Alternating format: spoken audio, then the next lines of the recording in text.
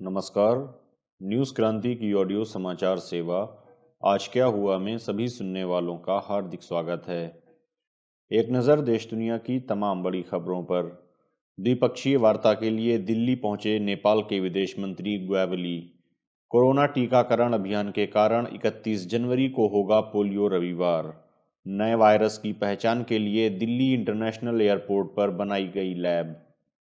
5 राज्यों के विधानसभा चुनावों में हो सकती है देरी। इंडोनेशिया में महसूस किए गए भूकंप के तेज झटके। और यूट्यूब ने डोनाल्ड ट्रंप सहित अन्य लोगों के पॉलिसी वायलेशन के आरोप में हजारों वीडियो हटाए। अब समाचार विस्तार से। कहते हैं ओल्ड इज गोल्ड कहलाता है, इसलिए तो कानपुर आज भी दुलारी ज्वेलर्स ग्रुप पर अपना भरोसा जताता है। दुलारी ज्वेलर्स ग्रुप, कानपुर की pure old and trusted jewellery showroom. Visit की Dulari jewellers Kidwai Nagar and Dulari jewellers Lal Bangla.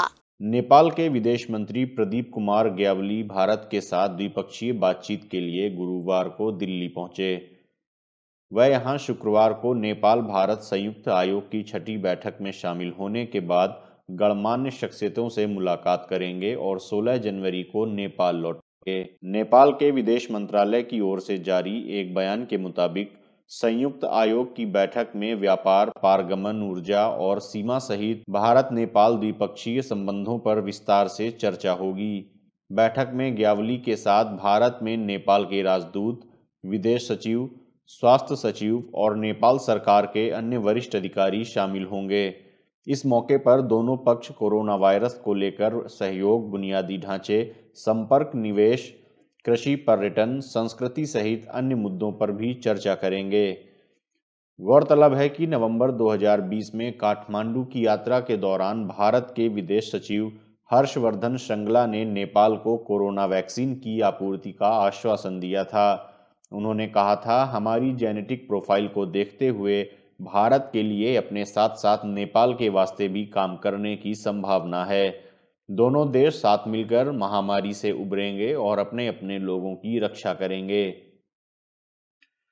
Corona virus के खिलाफ 16 जनवरी को देश भर में टीकाकरण अभियान की शुरुआत की जा रही है, जिसे देखते हुए इस बार पोलियो रविवार या पोलियो राष्ट्रीय टीकाकरण दिवस 31 जनवरी को मनाया जाएगा। केंद्रीय स्वास्थ्य एवं परिवार कल्याण मंत्रालय ने गुरुवार को यह जानकारी दी। मंत्रालय के अनुसार 16 जनवरी को प्रधानमंत्री नरेंद्र मोदी दुनिया के सबसे बड़े कोविड टीकाकरण अभियान का शुभारंभ करेंगे। इसे देखते हुए स्वास्थ्य मंत्रालय ने राष्ट्रपति कार्यालय के साथ परामर्श करके पोलियो राष्ट्रीय टीकाकरण दिवस कार्यक्रम में बदलाव का निर्णय लिया है। अब यह दिवस 31 जनवरी रविवार को मनाया जाएगा। राष्ट्रपति 30 जनवरी की सुबह राष्ट्रपति भवन में कुछ बच्चों को पोलियो की दवा पिलाकर पोलियो राष्ट्रीय प्रतिरक्षण दिवस का शुभारंभ करेंगे। पोलियो राष्ट्रीय टीकाकरण दिवस को राष्ट्रीय प्रतिरक्षा दिवस NID या पोलियो रविवार के रूप में भी मनाया जाता है। कोविड-19 के नए और अधिक संक्रामक वायरस की पहचान के लिए दिल्ली के इंदिरा गांधी इंटरनेशनल एयरपोर्ट पर गुरुवार को एक जीनोम सीक्वेंसिंग लैब की शुरुआत की गई। वैज्ञानिक एवं औद्योगिक अनुसंधान परिषद CSIR की इकाई institute of genomics and integrative biology IGIB की मदद से स्पाइस हेल्थ ने यह प्रयोगशाला बनाई है। स्पाइस हेल्थ किफायती विमान सेवा प्रदाता कंपनी स्पाइस जेट की इकाई है। अब RT-PCR जांच में कोविड-19 से संक्रमित यात्रियों के नमूने आगे जांच के लिए इस लैब में भेजे जाएंगे और जहां यह पता चल सकेगा कि वह कोविड-19 वायरस के किस जीनोम का शिकार हुआ है। नीति आयोग के सदस्य डॉक्टर VK पॉल ने हवाई अड्डे पर एक कार्यक्रम में प्रयोगशाला का उद्घाटन किया। डॉक्टर पॉल कोविड-19 टीकाकरण की निगरानी करने वाले विशेषज्ञ समूह के अध्यक्ष भी हैं।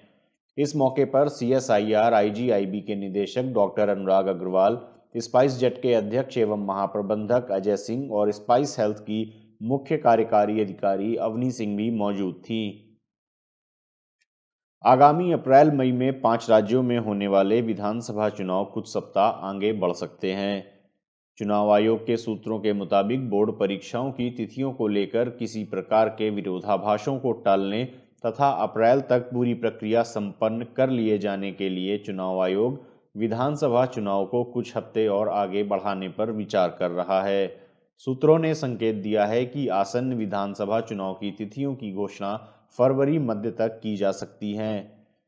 पश्चिम बंगाल, तमिलनाडु, असम, केरल और पुडुचेरी में इस वर्ष अप्रैल-मई में विधानसभा चुनाव होने जा रहे हैं। इन राज्यों में स्वतंत्र एवं निष्पक्ष चुनाव सुनिश्चित करने के लिए केंद्रीय बलों की मौजूदगी सबसे अधिक होगी।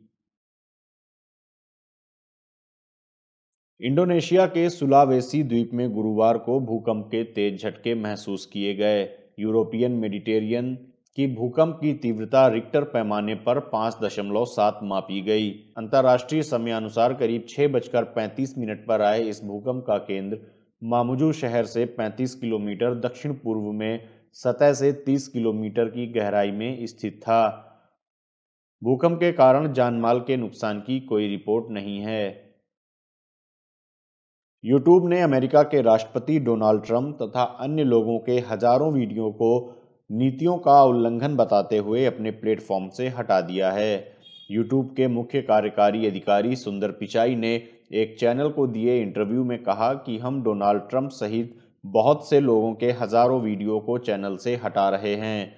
उन्होंने कहा, हमारे पास पोस्ट किए जाने वाली सामग्री को लेकर कई नीतियां हैं जो स्पष्ट रूप से उस पैमाने पर सामग्री की पहचान करने और लोगों को देखने से पहले इसे हटाने के बारे में निर्णय करती हैं।